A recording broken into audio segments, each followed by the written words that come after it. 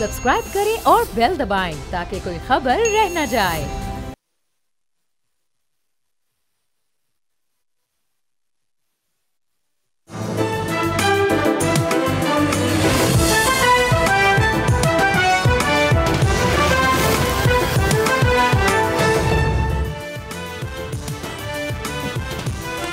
नाज़रीन, you watching debate with Nadia Mirza. DGI इख्तियार जो उन्होंने एक तकरीबन 2 घंटे तवील प्रेस कॉन्फ्रेंस की है, उसमें बड़ी इंटरेस्टिंग जो चीज़ें सामने आई हैं वो ये कि भारत का एक तो भारत को बेनकाब किया है, दूसरा जो भारत ने हमेशा पाकिस्तान के अंदर दहशतगर्दी की है और उसमें भरपूर उन्होंने बड़ी कॉम्प्रिहेंसिव और बड़ी हैवी वेट किस्म की ये प्रेस कॉन्फ्रेंस थी। उसकी वजह ये थी कि सिर्फ बातें नहीं थी और सिर्फ इल्ज़ामात भी नहीं थे।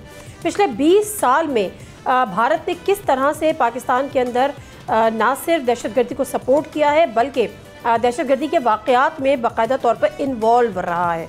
तो ये तो बड़े एविडेंसेस के साथ उन्होंने भारत का चेहरा नाकाब किया है। बहुत सारे ऐसे वाक़यात, हालात व वाक़यात, और उसके बाद अब उन्होंने ये भी कहा है कि जो नेशनल एक्शन प्लान है उसको रीस्ट्रक्चर या रीफ्रेम कर लिया गया है और इसको नाम दिया गया है फितना अल हिंदुस्तान, जिस पर अब स्ट्रिक्टली एक्शन होगा और पाकिस्तान के में जो टेररिज्म के जो वाक़यात हैं उनसे निपटा जाएगा। ख़ास तौर पे जो खुशदार में जो बच्चों की वैन पे जिस तरह से हमला हुआ और जिसमें जो बच्चों की शहादतें हुई, बड़ी तादाद में बच्चे उसमें ज़ख्मी हैं, उस पर भी इंतहाई गम और गुस्से का इज़हार किया गया और उस पर भी एविडेंस के साथ बात सामने लाई गई कि किस तरह उसमें भी भारतीय इन्वॉल्वमेंट है।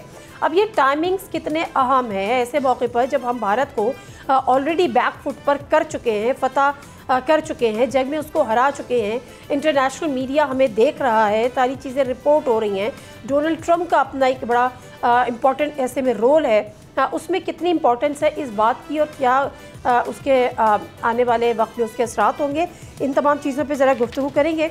हमारे साथ हैं जनरल रिटायर्ड नईम खान लोधी साहब, सीनियर डिफेंस एनालिस्ट हैं, वेलकम करते हैं उनको शो में, और एहसान टीपू महसूद साहब सीनियर जर्नलिस्ट हैं, डायरेक्टर हैं न्यूज़ खुरासान डायरी के।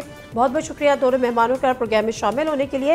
जनरल साहब, आपसे इस बात का आगाज़ के लेती हूँ जो मैं अपने इब्तिदाइया में भी बात करी थी कि how important the time is, क्योंकि अभी हम एक जंग से निकले हैं, हम उस फतह को अभी भी सेलिब्रेट कर रहे हैं और पूरी दुनिया की हमारा नैरेटिव जो है वो पूरी दुनिया उसको बाय कर रही है, यकीन कर रही है, और ऐसे में ये पूरे एक लंबी list of the evidence start from 2009, आपको भी याद होगा जो शर्म उल शेख में मनमोहन सिंह को दिए गए थे उस वक्त के वज़ीर आज़म यूसुफ रज़ा गिलानी साहब की जानिब से।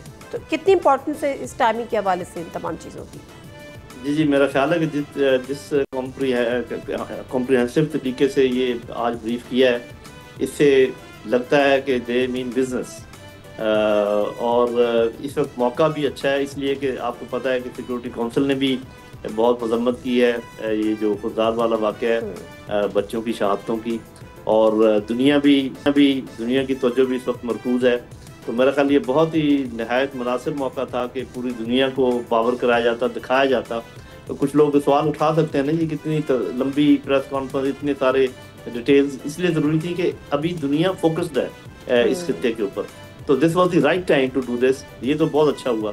लेकिन साफ ज़ाहिर है कि कुछ चीज़ें ऐसी हैं जो उन्होंने आपको बताई नहीं है, हमें मालूम है। और मिसाल के तौर पे जैसे हम जानते हैं कि फील्ड मार्शल आसिम मुनीर साहब की जो हम शख्सियत है और जिस किस्म का उनका रवैया है दुश्मनों की तरफ, उससे अभी मुझे तो पक्का यकीन है कि क्या होने वाला है। मेरा ख्याल है कि भारत को इस मैदान में भी बहुत सख्त हमारी तरफ से जवाब मिलने वाला है, क्योंकि ये मुमकिन नहीं है कि वो हमारे बच्चों का खून बहाते रहें, इनडायरेक्ट स्ट्रेटजी से हमें कमज़ोर करते रहें और हम एक बॉइलिंग फ्रॉग फिनोमेना के तहत कि वो टेम्परेचर बढ़ रहा है शोर मचाते रहें, दुनिया को दिखाते रहें। ये तो अभी हमें मालूम है कि दुनिया पहले भी आपको पता ना बहुत शिकायत करते थे कि दुनिया हमारी बात नहीं सुनती, उनकी बात सुनती है। वो तो अभी हमें पता चल गया कि दुनिया किसकी बात सुनती है। दुनिया उसकी बात सुनती है जो अपने पर इन्हिसार करता है, अपने जोरे बाजू से अपना दिफा करता है, या तो किसी को नुकसान पहुंचाने की पोजीशन में हो या किसी को फायदा पहुंचाने की पोजीशन में हो। अदरवाइज दुनिया किसी को घास नहीं डालती। तो मेरा ख्याल है दुनिया को बता देना जरूरी है, ये जंग हमें खुद ही लड़ना पड़ेगी बहन। इसका आखिरी जो मामला है, जो नतीजा है, वो हमें खुद ही निकालना पड़ेगा और इंशाल्लाह निकालेंगे इंशाल्लाह ताला। बिल्कुल सही है, टाइमिंग ज़ाहिर दुनिया में सुन रही है, ऐसे मौके पर दुनिया को ये बताना ज़रूरी था। अच्छा, अब आप मुझे ये बताएगा कि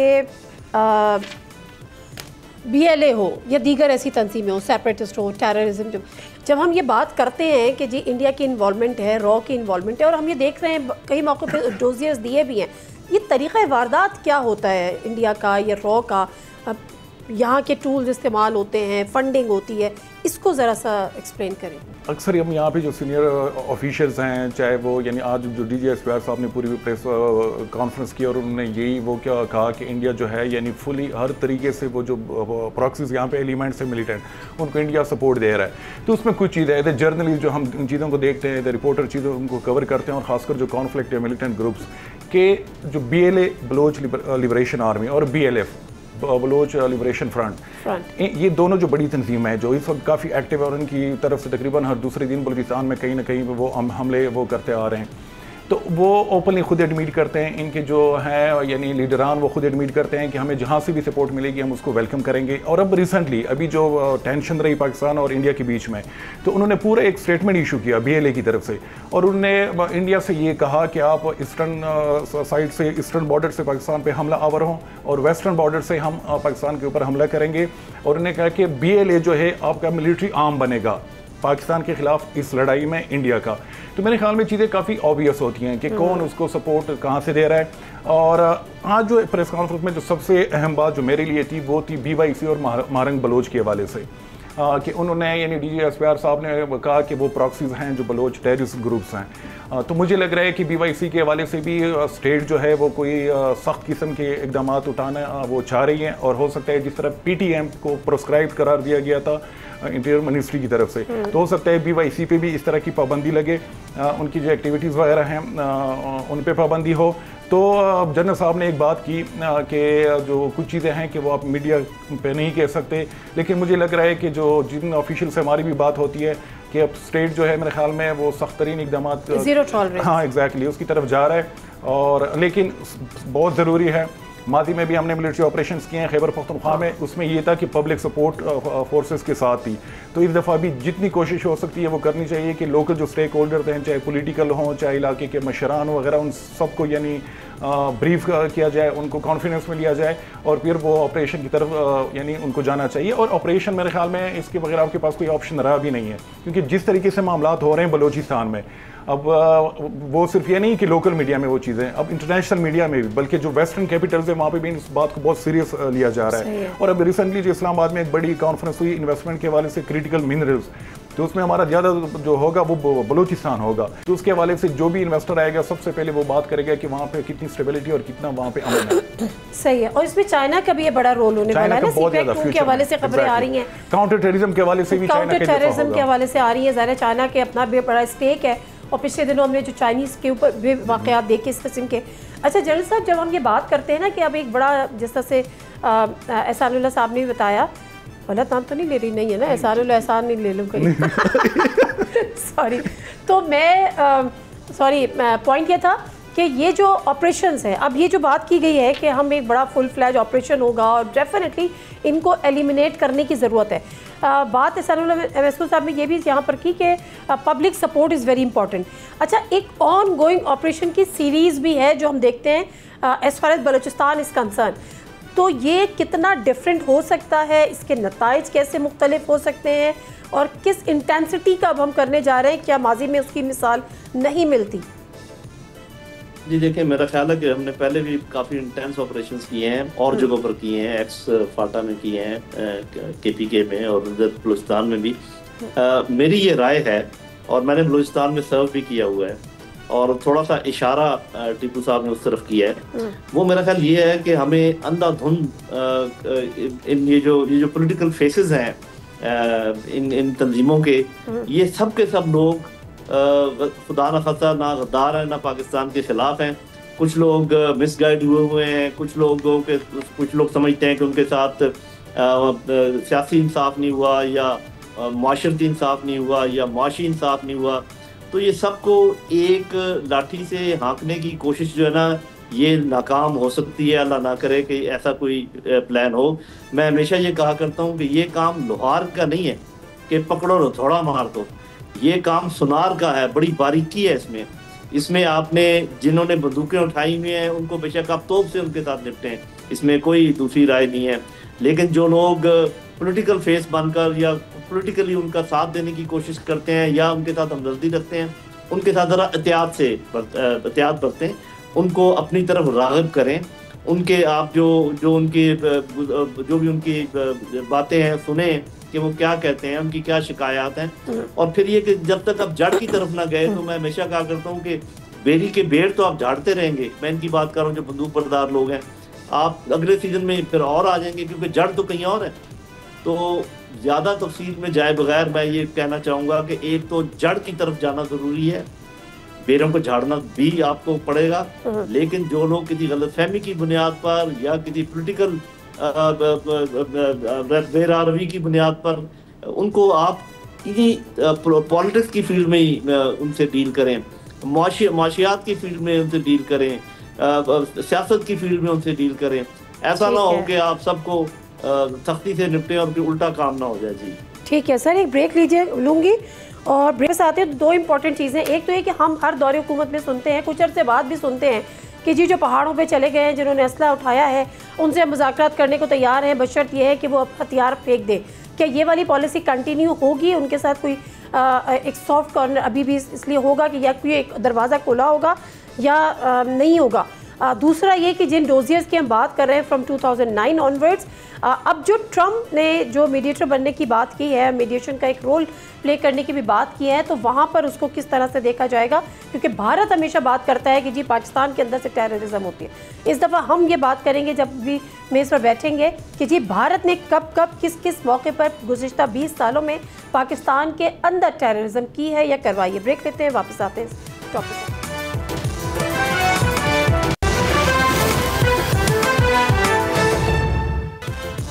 जैसे प्रोग्राम में एक दफ़ा फिर आपको खुशामदीद कहते हैं। और एहसानुल्लाह टीपू साहब ये बताएं, अब जो ये बात मैंने की थी ना, जो पहाड़ों पे चले जाते हैं और कुछ अर्से बाद एक चीज़ आती है कि जी वो हथियार फेंकते हैं, वापस आ जाए, हम उनसे बात करेंगे। अब ये वाली पॉलिसी या ये वाली ऑफ़र वैलिड होगी या नहीं होगी? मतलब मेरे ख्याल में कि माजी में भी इस तरह की कोशिश हुई है, चाहे वो जो बलोच आर्म सेपरेटिस्ट है उसके हवाले से हो या जो TTP के मुख्तलिफ दड़ हैं उसके हवाले से हों। बल्कि रिसेंटली हमने देखा कि TTP के साथ पूरा मुज़ाकराती सिलसिला था जिस पे आजकल बहुत ज़्यादा तनकीद भी हो रही है। लेकिन एक चीज़ पे काम ज़रूर करना चाहिए कि जो कन्फ्यूजन है, ख़ासकर वो इदारे जो इस चीज़ को डायरेक्टली डील करते हैं, कि वहाँ पर कन्फ्यूजन नहीं होनी चाहिए। जब कन्फ्यूजन होगी तो आप ये डिलीवर नहीं कर पाओगे, और इसकी वजह से जनरल साहब ने बात की जो पॉलिटिकल ग्रीवेंसेस लोगों के पैदा होते हैं। और दूसरा ये कि मिलिटेंट भी इस चीज़ को एक्सप्लॉइट करते हैं, वो अपनी एक्सपेंशन को जिस तरीके से वो हमले करते हैं, तो लोकल जो मकामी लोग होते हैं उसमें एक खौफ का पहलू आ जाता है। वो जो पॉलिटिकल यानी वहाँ पे जो पार्टीज होती हैं उनकी लीडरशिप, एग्जैक्टली वो भी डरना शुरू हो जाते हैं। वो स्टेट से ज़्यादा यानी मिलिटेंट से वो डरना शुरू हो जाते हैं कि उनको थ्रेटन किया जाता है रैंसम के हवाले से। तो मेरे ख्याल में कि रियासत को अब फ्रंट पे आना होगा टेररिज्म के हवाले से, वो ज़ीरो टॉलरेंस की पॉलिसी अडॉप्ट करनी होगी। हाँ, जो लोग मुज़ाकरात के लिए राज़ी हों और सीरियस मुज़ाकरात के लिए, तो उसके वो बिल्कुल इंगेज करना चाहिए। माजी में जो ऐसी ऑफर्स दी जाती रही हैं उसमें कभी कोई डिड इट वर्क एवर? नहीं, ऐसा सच नहीं, यानी इंडिविजुअल सतह पे चीज़ें हुई हैं, लेकिन ऑर्गेनाइजेशनल सतह पे ना पाकिस्तानी तालिबान के साथ हुई हैं और ना जो बलोच आर्म सेपरेटिस्ट है वहाँ पे, कि आपने पूरे ऑर्गेनाइजेशन को यानी वो किया हो कि वो आ गया हो, सरेंडर किया हो। इंडिविजुअल सतह पे हुआ, बड़े बड़े कमांडर्स भी आ गए हैं, लेकिन उनका वो इम्पैक्ट फिर नहीं हुआ, उसको बहुत जल्दी रिप्लेस किया फिर दूसरे लोगों ने। तो मेरे ख्याल में कि अभी जो TTP के हवाले से यानी जो अफगानिस्तान के साथ दोबारा से हम वो डिप्लोमेटिक इंगेजमेंट वो कर रहे हैं, तो उसका एक मेन फोकस सिक्योरिटी ही है कि वो अफगान तालिबान को कि आप बिल्कुल बेशक रखें TTP को, वहाँ पे उनको जो भी उनके साथ करें आप करें। हम ये नहीं कहेंगे कि आप उनके खिलाफ एक्शन लो, लेकिन उनको मना करें कि पाकिस्तान के अंदर वो हमले ना करें। मेरे ख्याल में ये बहुत प्रैक्टिकल अप्रोच है, वेरी प्रैक्टिकल अप्रोच। अच्छा जनरल साहब, अभी हमने देखा कि जब पाकिस्तान और भारत की एक जो हालात थे उस दौरान खबरें आई कि जी भारत ने तालिबान को अप्रोच किया है, वहाँ उनके बैकडोर कोई रवाबित हुए, सब कुछ हुए। उसके बाद अब जाके इसार डार साहब जब चाइना गए तो अफगानिस्तान के वज़ीर दाखिला भी थे और उनकी एक बड़ी हिस्टोरिकल पिक्चर भी सामने आई जिसमें जो चाइनीज़ फॉरेन मिनिस्टर है गेस वो भी मौजूद थे, हमारे भी मौजूद थे इसार डार साहब, और अफ़गानिस्तान के भी मौजूद थे। तो यहाँ पर ये बात भी अब चाइना, अफ़गानिस्तान और पाकिस्तान मिलकर भी इस टेररिज्म के पीछे हैं और इसका खात्मा चाहते हैं। Chinese role sir? जी आप सही कह रही हैं। असल में हम जैसे कुछ लोग तो बहुत अरसे से ये बात कह रहे थे और टीपू साहब इस बात के गवाह भी हैं। मैं अगर ये कहूँ कि देर कर दी मेहरबान आते आते, यही बात हम जैसे लोग कह रहे थे, पाकिस्तान को बता रहे थे कि आप एक बड़ा मुल्क हैं, आप अपने हाई लेवल उनके हाई लेवल लोगों के साथ राब्ते कायम कीजिए, उनकी शिकायतें सुने, अपनी शिकायतें उनको बताएं। अगर नहीं खुद कर सकते तो चाइना की मदद हासिल करें, जो कि अब हमने हासिल कर ली है। तो मेरा अपना ख्याल ये है कि अफगानिस्तान के साथ तो इंशाल्लाह हमारे मामला जल्दी तय हो जाएंगे। और मुझे ऐसे क्राइम नज़र भी आ रहे हैं कि वहाँ से ये TTP उनके इलाके से भी कम ऑपरेट करना शुरू करेगी, या कम से कम कोई ना कोई इस किस्म का मामला हो जाएगा। ये BNA वगैरह तो या तो इनके कुछ ये समुंदर के रास्ते से भी आते हैं, कुछ ईरान के रास्ते से भी आते हैं। और आपको पता है कि हमारे वज़ीर आज़म जल्दी ईरान का दौरा भी कर रहे हैं। तो ये इस किस्म का ये जो इंसरेक्शन या टेररिज्म है, इसको निपटने के लिए आपको डिप्लोमेटिक एफर्ट भी करना पड़ता है, आपको इंटरनल पॉलिटिकल एफर्ट भी करना पड़ता है, आपको माशी और माशरती काम करने पड़ते हैं, और मिलिट्री भी करना पड़ता है। ये ऐसे अलग सिर्फ मिलिट्री के हवाले कर देने वाला काम नहीं है। आपने बात की थी कि बातचीत का एक टाइम होता है, और वो माहौल पैदा मिलिट्री कर देती है कि इसके बाद बातचीत हो सकती है जब वो बिल्कुल कमज़ोर हो जाते हैं। लेकिन उसके बाद फिर पॉलिटिकल प्रोसेस को शुरू करना पड़ता है, पॉलिटिशियन को लीड लेना पड़ती है। हमारे यहाँ प्रॉब्लम ये हुआ है कि या तो पॉलिटिशियन ने लीड ली नहीं, या फौज ने उनको लीड दी नहीं। दोनों मामला गलत हैं। जब एक ख़ास टाइम पर चीज़ चली जाती है तो फिर फौज को पीछे हटना पड़ता है, पॉलिटिक्स को आगे करना पड़ता है। तो वो मेरा ख्याल है कि वो टाइम जब भी आएगा या जब आता है तो हमें इस चीज़ का ख्याल रखना। और कुछ चीज़ें ऐसी हैं जो साथ के साथ करनी पड़ेंगी। आपको जो बलूचिस्तान के हमायतीन हैं उनसे अभी पॉलिटिकल बातचीत शुरू करनी पड़ेगी। जो नाराज़ लोग हैं, कुछ सरदार नाराज़ हैं, उनसे अभी बात करनी पड़ेगी। गो कि मैं ये समझता हूँ कि अब जो BLA के लोग जो शामिल हो रहे हैं वो सरदारों के कंट्रोल में नहीं है, वो अलग से एक यूथ है जो उसमें शमूलियत अख्तियार कर रही है। तो हमें और किस्म के इक़दाम भी करने की ज़रूरत है।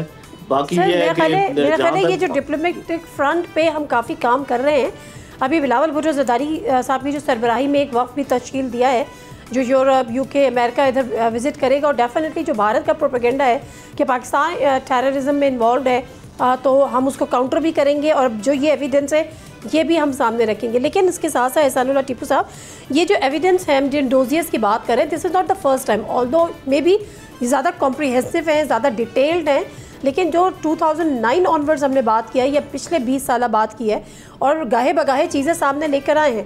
लेकिन दुनिया ने कभी आलमी सतह पे शायद इसको इतना सीरियस नहीं लिया गया, तो अब सीरियस लेना शुरू किया है उन्होंने। मेरे ख्याल में एक अपॉर्चुनिटी इंडिया ने जो एक हरकत की वहाँ, यानी जो पाकिस्तान पे इल्ज़ाम लगा दिए, तो मेरे ख्याल में ये पाकिस्तान को एक अपॉर्चुनिटी मिली है इस पूरे क्राइसिस के लिए या टेंशन के लिए, कि अब वहाँ पे जो बात होगी तो पाकिस्तान को ज़रूर इस हवाले से ये बात उठानी चाहिए कि जो इंडियन बैक्ड यहाँ पे प्रॉक्सीज हैं वो किस तरीके से टेररिज्म कर रहे हैं। और उसमें सिर्फ ये नहीं कि सिक्योरिटी फोर्सेज को टारगेट किया जाता है, बल्कि उसमें सिविलियंस मारे जा रहे हैं, उसमें बच्चों को अब टारगेट किया जा रहा है। तो ये एक अच्छी अपॉर्चुनिटी है। और ग्लोबली अगर आप देखें तो पाकिस्तान की जो, यानी हम खुद मीडिया के जो लोग हैं वो डिस्कस करते थे कि पाकिस्तान काफ़ी ज़्यादा डिप्लोमेटिकली कॉर्नर हो गया है। तो वो चीज़ें, और इंटरनेशनल मीडिया में भी पाकिस्तान को एक तरफ से बैशिंग हो रही है, तो वो चीज़ें यानी काफ़ी हद तक ख़त्म हो गई हैं। बल्कि पाकिस्तान की बात को भी इंटरनेशनली एग्जैक्टली सुनी जा रही है। बिल्कुल ठीक है। और बिलावल भुट्टो साहब के जो एक डेलीगेशन है, तो उसमें मुझे यानी जनरल साहब ने बात की कि पॉलिटिकल कंसेंसस बहुत ज़रूरी है। उसमें PTI की तरफ से भी नुमाइंदा कोई होना चाहिए था, उसमें अपोजिशन और गवर्नमेंट दोनों के लोग, ताकि जो वहाँ पे एक है कि यहाँ पे जो अपोजिशन है वो उसके साथ नहीं है। इंडिया की तरफ से बहुत ज़्यादा प्रोपेगेंडा कि फला जो अपोजिशन पार्टी है वो उस चीज़ को थोड़ा सा एक्सप्लॉइट करेंगे, एक्सप्लॉइट करते हैं। बिल्कुल ठीक है। Thank you very much Ehsanullah Tipu Mehsud, आपके टाइम का। जनरल नईम लोधी साहब, आपका भी बहुत बहुत शुक्रिया। लेकिन this is the right time. The reason is कि कौम एक है, अपने इदारों के पीछे खड़ी है, अपनी रियासत के साथ खड़ी है। तमाम पॉलिटिकल पार्टी इस इशू को लेकर एक ज़बान है, और पाकिस्तान की आवाज़ को दुनिया भर में सुना जा रहा है। ब्रेक ले लेते हैं। ब्रेक से आपके साथ हैं फवाद चौधरी साहब हमारे साथ मौजूद होंगे। PTI के अंदर क्या चल रहा है, क्या इन हालात व वाक़यात के पेश नज़र उसको भी ज़रूरी है कि वो थोड़ा सा बैक फुट पे जाए, या अपनी स्ट्रैटेजी, अपनी हिकमत अमली में तब्दीली लेकर आए। ब्रेक लेते हैं, वापस आते हैं, बात करेंगे फवाद चौधरी साहब से।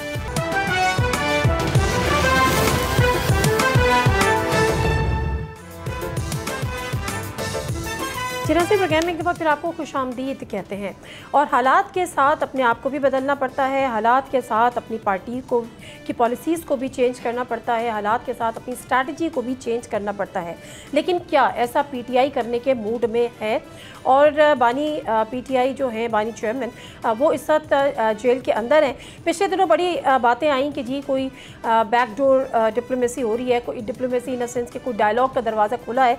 लेकिन बहरहाल उनकी अपनी पार्टी ने ना सिर्फ उसकी तरदीद की, उनकी अपनी बहन ने उसकी तरदीद की। मामला क्या हैं और आगे क्या रुख इख्तियार करेंगे, इसका जो सूरत हाल है, ख़ास तौर पे जब जिसको हम पोस्ट स्टैम्प में कहते हैं, जब हमने भारत को मुंह तोड़ जवाब दिया है, उसके बाद कौम हमें एक दफ़ा फिर यकजा नज़र आई है, एक दफ़ा फिर यकजहती नज़र आई है। ये किस तरह से सस्टेन होगी, इस पर भी गुफ्तगू करेंगे। और ऐसे में पीटीआई का रोल क्या होने जा रहा है, इस पर और दीगर कुछ चीज़ों पर former federal minister, senior politician Fawad Chaudhry साहब हमारे साथ मौजूद हैं। अस्सलाम वालेकुम फवाद चौधरी साहब, बहुत शुक्रिया आपके टाइम का। ये जो सारी बातें मैंने की हैं, इसमें मैं आपसे ज़रूर बात करूँगी, लेकिन इन सब की चीज़ें मुझे उस मुलाकात के अहवाल से शायद मिल जाए, मेरे सवालों के जवाब जो आपकी कल हुई है बानी चेयरमैन खान साहब से। तो आपकी जो मुलाकात हुई है, कैसी रही मुलाकात? क्या आपने उनको समझाने की कोशिश की और किस स्टेट ऑफ माइंड में वो नज़र आ रहे थे? स्टेट ऑफ माइंड तो खैर उनका बिल्कुल मजबूत है। जैसे वो 2 साल के बाद भी जब आप उनसे मिले तो लगता है कि जैसे वो ज़मान पाक में या बनी गाला में ही है। बड़ी मेंटली बहुत टफ शख्सियत है इमरान खान, और फिज़िकली भी आई थिंक ये सुपर फिट अल्हम्दुलिल्लाह। और जेल की सख्तियों ने उनका कुछ नहीं बिगाड़ा। तो पहली बात तो ये है। दूसरी बात ये अलबत्ता ज़रूर है कि मैंने वो तो ज़ाहिर है कि अपने उसी मौक़िफ़ पे हैं कि लोगों को निकलना होगा और लोग ही तब्दीली ला सकते हैं, और मैं जेल में रहूँगा। लेकिन मैंने तो उनको यही अर्ज़ किया है कि देखिए, जो आपकी मकबूलियत है उसके ऊपर तो कोई दो राय नहीं है। शायद ही पाकिस्तान में इतनी मकबूल कोई इसी एक शख्सियत ने इतनी मकबूलियत हासिल की हो जितनी आपने की है। लेकिन देखिए, सियासी हिकमत अमली जो है वो पार्टी, जो एक्सपेक्टेशन इमरान खान की पार्टी से हैं, वो ज़ाहिर है पार्टी डिलीवर नहीं कर पा रही। उसकी एक बड़ी वजह तो ये है कि पार्टी को तो ख़त्म ही कर दिया गया, काडर सारा तोड़ दिया गया। पीछे जो पार्टी में अब लोग आए हैं वो तो कोई 8 महीने से पॉलिटिक्स में है, कोई 10 महीने से है, तो उसकी एक पॉलिटिकल उनका उस तरह का एक्यूमेंट भी नहीं है, उनका तजुर्बा भी नहीं है। सो मेरा तो नुक्ता नज़र यही था कि जब तक हम जो एक बड़ा सियासी अलाइंस अपोजिशन का ना बनाएं, जो फिर निगोशिएट करे इमरान खान की रिलीज़ को हुकूमत से भी, इस्टेब्लिशमेंट से भी, उसके बगैर एक ज़रा मामला आगे। देखिए, ज़रूरत तो शायद होगी ग्रैंड अपोजिशन अलायंस की, लेकिन ऑन प्रैक्टिकल ग्राउंड्स हमें बनता हुआ फ़िलहाल दिखाई नहीं दे रहा। उसकी वजह जो भी हो सकती हैं, शायद वीक लीडरशिप हो सकती है, political sense, lack of political sense हो सकता है। Other than these things, field marshal का ओहदा मिला और जनरल आसिम मुनीर साहब को, और डेफिनेटली वेल डिज़र्व जो उन्होंने पाकिस्तान ने जो कर दिखाया, अफवाज ने जो कर दिखाया। इस पे क्या रिएक्शन था? आपसे इस पे बात हुई है इमरान खान साहब? मेरी इस पर कोई बात नहीं हुई। फ्रेंकली आर्मी चीफ जो अपना असल ताकत है वो तो आर्मी चीफ के ऑफिस से ड्रॉ करते हैं ना, वो तो पहले ही है। तो आर्मी इज़ इमेंसली पावरफुल, उसमें दो राय नहीं है। मेरी इस पर कोई बात नहीं हुई। लेकिन देखिए, मैंने उनको ये ज़रूर कहा है कि देखिए, हम पॉलिटिशियन हैं, हम मिलिटेंट नहीं हैं, हम बंदूकें उठा के पहाड़ों पे नहीं चढ़ सकते। आप अगर तो आपका इलेक्शन लड़ना हो, आपने जलसे जुलूस करने हो या चीज़ करनी हो, वो तो पार्टी बाहर में बैठे हुए लोग कर सकते हैं। लेकिन देखिए ना, जब हम सारे लोग एक कमरे में बैठे हैं, 15-20 लोग भी बैठे हैं, और एक बंदा कोई क्लाशनकोफ लेके आ जाएगा तो हम आप क्या कर लेंगे?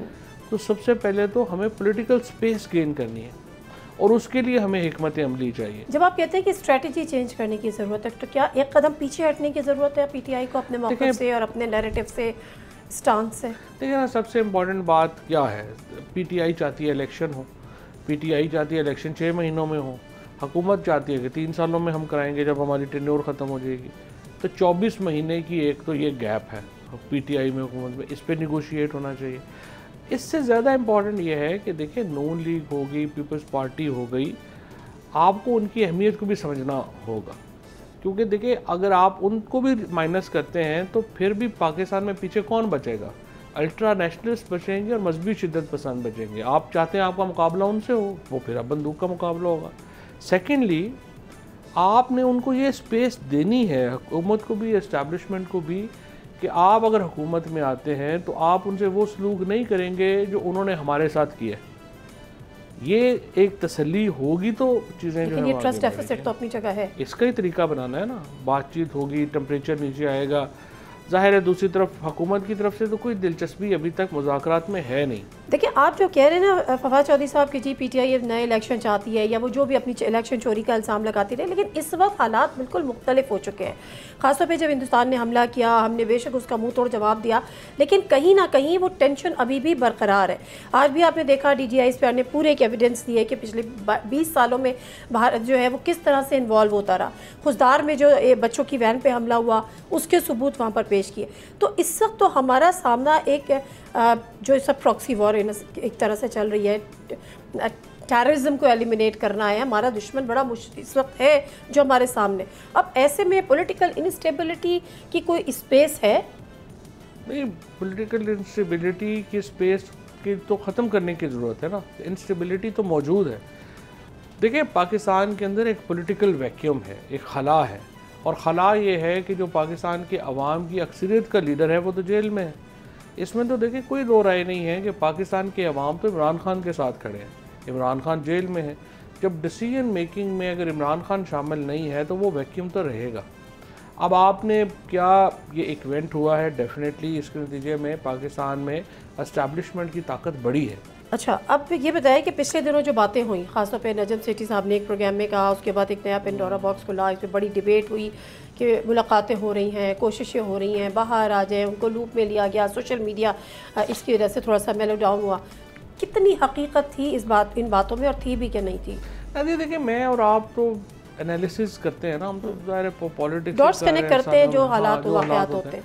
कोई एविडेंस नहीं है। उसकी वजह यह है कि देखो ना, अगर मुलाकात होती तो फिर PTI को कुछ ना कुछ जो है वो मिलना चाहिए था ना, कोई रिलीफ मिलना चाहिए था, इमरान खान को रिलीफ मिलना चाहिए था। कोई ऐसी छोटी सी, अगर आप शाह महमूद कुरैशी साहब को हॉस्पिटल शिफ्ट किया गया है और वो भी आई नो के पीछे लगे हुए हैं कि वापस जेल में भेजें, उसके अलावा कोई हमें कोई पॉलिटिकल रिलीफ नहीं नज़र आता।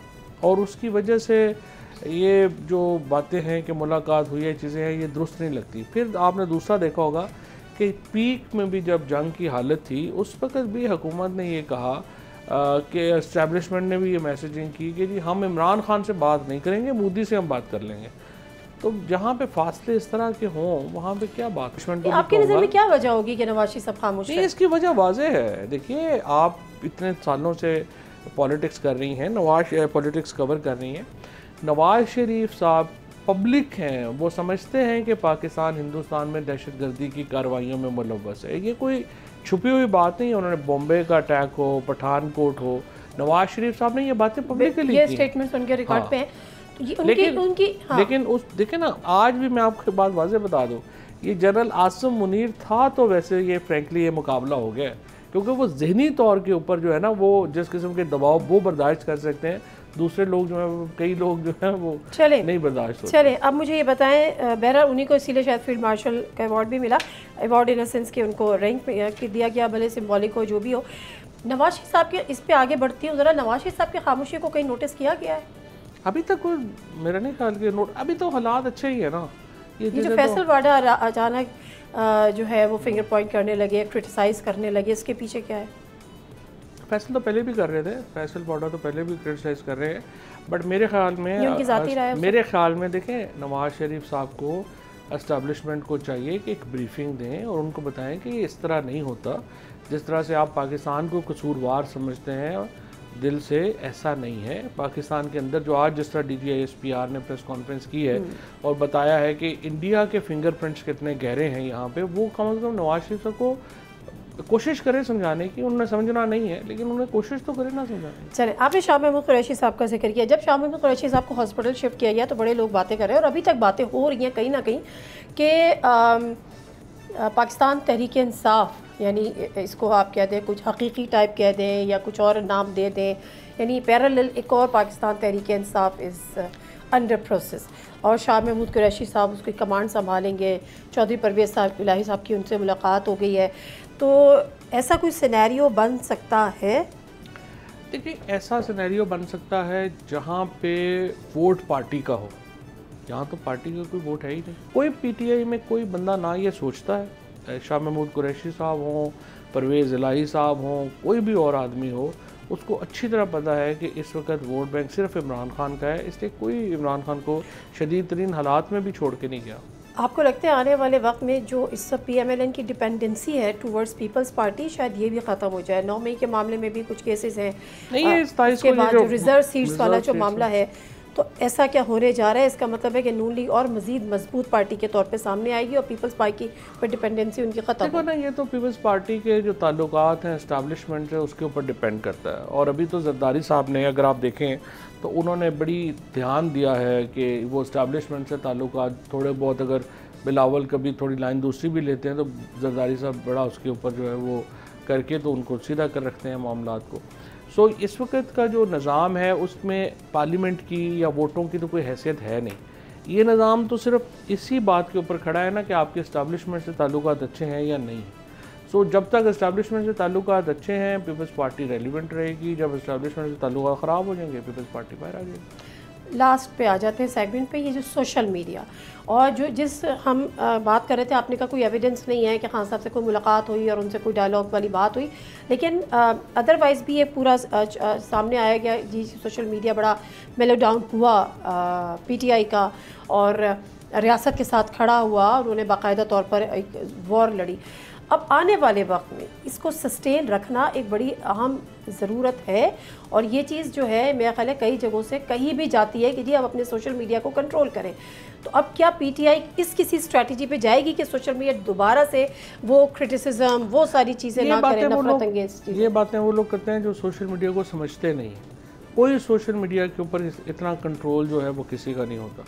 यहाँ पे जब इंडिया हमला करेगा आपके ऊपर तो डेफिनेटली लोगों ने यूनिफाई होना है, सिवाय ये आदिल राजा टाइप 5-7 लोग जो बाहर बैठे हुए हैं जिनका ज़ाहिर है ताल्लुक जुड़ा हुआ है रॉ वगैरह से, वहाँ से पैसे कमाते हैं, वो क्यों हमारे जो है वो करेंगे? ये डिक्लेयर्ड एक चीज़ है, कुछ सामने चीज़ें आगे चुकी देखो ना, सिंपल बात है, उसको जो फंडिंग आई है आदिल राजा की फॉर एग्जांपल, जो उसकी ये जो रोज़ लगाता है कि मुझे इतने पैसे चाहिए और फिर जो है यू हेल्प से फिर उनको पैसे मिलते हैं, तो वो पैसे कौन दे रहा है? वो पैसे जो हैं उनको, ये तो बहाना है ना पैसे वाइट करने का, तो वहीं से आ रहा है ना सारा। तो सिंपल बात है कि जो इस वक्त वो इन लोगों के अलावा जो बाकी लोग हैं वो तो सेंटीमेंट पे जाते हैं, और सेंटीमेंट तो प्रो पाकिस्तान है ना इस वक्त। अगर कराची पे हमला हो रहा तो कराची वाले क्या करेंगे? अगर लाहौर पे हमला हो रहा क्या करेंगे? खिलाफ ही खड़े होंगे ना। नहीं, तो आपका मकसद कहने का ये है कि चूंकि इंडिया ने हमला कर दिया था तो हम पाकिस्तान के साथ खड़े हो गए थे, और अब अगर हालात नॉर्मल रूटीन पे आ जाएंगे तो सोशल मीडिया भी वापस वहीं पर आ जाएगा। और ये सूट करता है PTI को? PTI को सूट नहीं करता है। प्रॉब्लम ये है PTI का, ये जो सोशल मीडिया ना, इसके 3 हिस्से हैं। एक हिस्सा है जो यूट्यूबर्स का, जिनका ज़ाहिर है इकॉनमी इससे चलती है, वो इकॉनमी के ऊपर जाते हैं, उस सेंटिमेंट पे जाते हैं। दूसरा हिस्सा है जिन लोगों के साथ ज़्यादतियाँ हुई। आप देखें, आप पंजाब के अंदर 34,000 आदमी आपने गिरफ़्तार किया, 1 लाख से ज़्यादा छापा मारा है।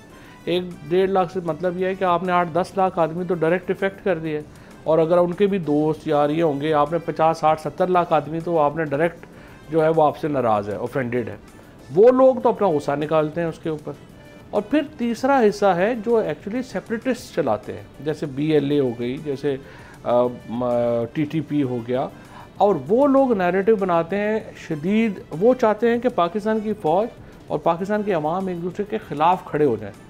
ये इंडिया की जो हुआ हमला, इसने साबित कर दिया कि ये मुमकिन नहीं है। पाकिस्तान के अवाम और पाकिस्तान की फ़ौज जो है उसने इकट्ठा ही रहना है। लेकिन आप समझते हैं कि PTI की सोशल मीडिया को कहीं ना कहीं टोन डाउन होने की ज़रूरत है? इसलिए ये जो सेकंड दोनों तरफ होगा ना, जो ही आप अपनी जो समझिए कि सख्तियाँ कम करेंगे, चीज़ें बेहतर करेंगे, वो वैसे बेहतर होता जाएगा। ठीक है, thank you very much Fawad Chaudhry साहब, आपके टाइम का गुफ्तगू कर रहे थे। फवाद चौधरी साहब से राय नहीं है कि आपको वक्त के आने वाले वक्त के साथ साथ अपनी स्ट्रैटेजी को चेंज करना पड़ता है, और यही उनकी उम्मीद है। खास साहब से जब मुलाकात हुई तो यही बात उन्होंने बावर कराई है। लेकिन मामला यहाँ पर यह है कि PTI के अंदर इतनी रिफ्ट है और इतने ज़्यादा ग्रुपिंग हो चुकी है कि सबसे बड़ा चैलेंज तो उनको पार्टी को यूनाइट करना है। उसके बाद वो किसके साथ अलाइंस करते हैं और कितना आगे बढ़ते हैं, किसके साथ वो क्या अपनी पोजीशन इस्टेब्लिश करते हैं, वो तो फिर आगे की बात है या दूर की बात है। फिलहाल दीजिए प्रोग्राम से नादिर मिर्ज़ा को इजाज़त। अल्लाह हाफ़िज़।